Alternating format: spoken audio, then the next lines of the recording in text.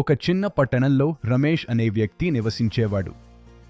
అతడు ప్రభుత్వ బ్యాంకులో క్లర్క్గా పనిచేసేవాడు.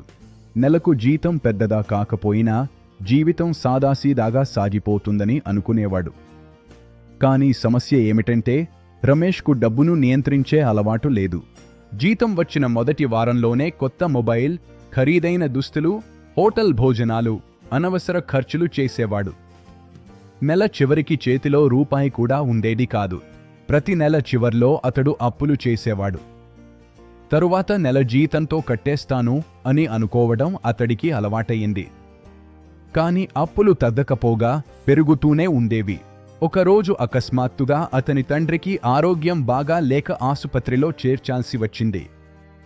అప్పటికే రమేష్ వద్ద పొదుపు ఏమీ లేదు. అప్పులే అప్పులు. ఆ రోజు రమేష్ జీవితంలో ఒక మలుపు. ఆసుపత్రిలో కూర్చుని ఆలోచిస్తున్న రమేష్కు తన తప్పులు ఒక్కొక్కటిగా గుర్తుకు వచ్చాయి. నేను డబ్బును సంపాదిస్తున్నాను, కానీ అది నన్ను నియంత్రిస్తోంది అని అనిపించింది. అదే సమయంలో అతడిని కలవడానికి అతని పాత స్నేహితుడు శ్రీనివాస్ వచ్చాడు. శ్రీనివాస్ ఒక చిన్న ప్రైవేట్ ఉద్యోగి అయినప్పటికీ అతని జీవితం స్థిరంగా ఉంది.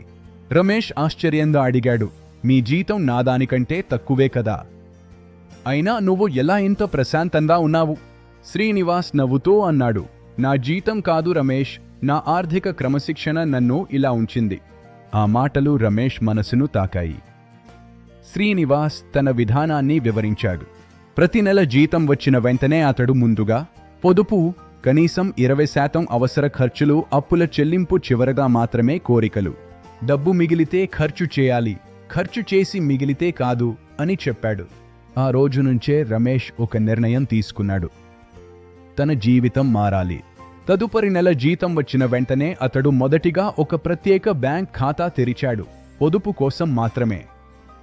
ఆ ఖాతా నుంచి ఎప్పటికీ డబ్బు తీయకూడదని నిర్ణయించుకున్నాడు. జీతం వచ్చిన రోజే 20% ఆ ఖాతాలో వేసేవాడు. మొదట్లో చాలా కష్టం అనిపించింది.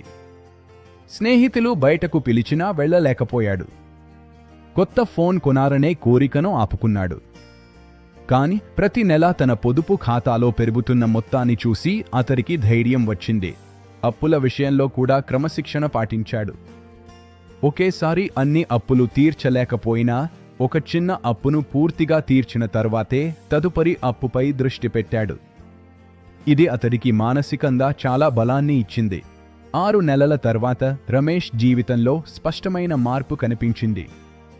అప్పులు తగ్గాయి, పొదుపు మొదలైంది, అనవసర ఖర్చులు తగ్గిపోయాయి. అతడికి ఇప్పుడు డబ్బుపై భయం లేదు. 1 సంవత్సరం గడిచింది. అదే రమేష్ ఇప్పుడు ఎమర్జెన్సీ ఫండ్ ఏర్పరచుకున్నాడు.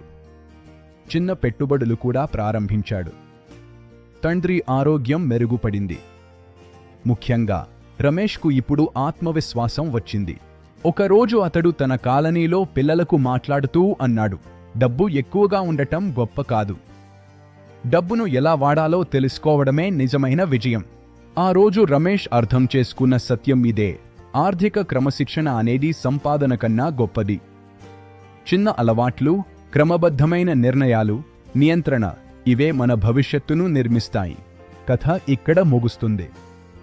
కానీ మీ జీవిత కథ మాత్రం ఇంకా కొనసాగుతూనే ఉంది. ఈ రోజు నుంచే చిన్న పొదుపుతో మొదలు పెట్టండి. డబ్బును మీ సేవకుడిగా మార్చుకోండి, యజమానిగా కాదు. ఎందుకంటే ఆర్థిక క్రమశిక్షణ ఉన్నవాడే నిజమైన ధనవంతుడు.